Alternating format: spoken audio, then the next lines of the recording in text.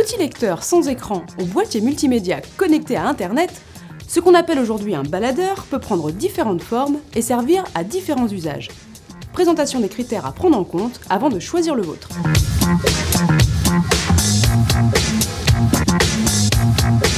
Pour écouter de la musique dans les transports par exemple, un petit lecteur de type iPod Shuffle peut suffire. Ces petits appareils très légers sont généralement dotés d'un système de clips qui permet de les accrocher à un vêtement ou à un sac. C'est aussi pour ça qu'ils sont très appréciés des sportifs. Principal inconvénient de ce type de baladeur, il est impossible de naviguer à travers les menus pour choisir un titre ou un artiste. L'utilisateur peut simplement opter entre un mode de lecture des titres les uns après les autres, ou bien en mode aléatoire. Dès lors qu'il y a un écran, la navigation est beaucoup plus simple, quoiqu'inégale d'un modèle à l'autre.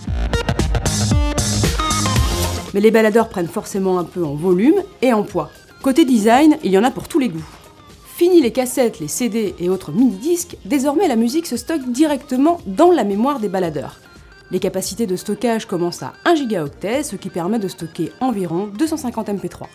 Les baladeurs multimédia offrent beaucoup plus de place pour stocker ces contenus, de 8 et jusqu'à 160 gigaoctets. Cet espace est nécessaire pour stocker, en plus de la musique, des photos et des vidéos. Sur certains modèles, il est possible d'étendre l'espace de stockage avec des cartes mémoire. Dans tous les cas, pour la musique comme pour la vidéo, pensez à vérifier les formats de fichiers compatibles avec le lecteur. Plus il y en a, mieux c'est.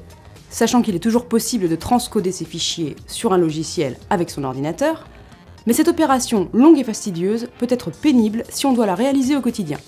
Les baladeurs les plus évolués fonctionnent, comme les smartphones, avec un système d'exploitation de type iOS ou Android. Leur utilisation va bien au-delà de celle d'un simple baladeur. On peut gérer ses contacts, prendre des photos, filmer, surfer sur internet en Wi-Fi ou encore télécharger du contenu, musique ou application, directement sur son baladeur. Question autonomie, nos tests montrent que les baladeurs ne sont pas tous égaux. Les plus mauvais tiennent une dizaine d'heures, quand les meilleurs peuvent dépasser les 4 jours en lecture musicale. Dernier point, pensez à regarder les fonctions annexes du baladeur. Certains modèles, même les plus simples, proposent parfois un dictaphone, un tuner radio ou encore une puce Bluetooth pour connecter un casque sans fil. Sachez enfin que dans la plupart des cas, vous gagnerez en qualité sonore en utilisant un autre casque que celui livré avec l'appareil.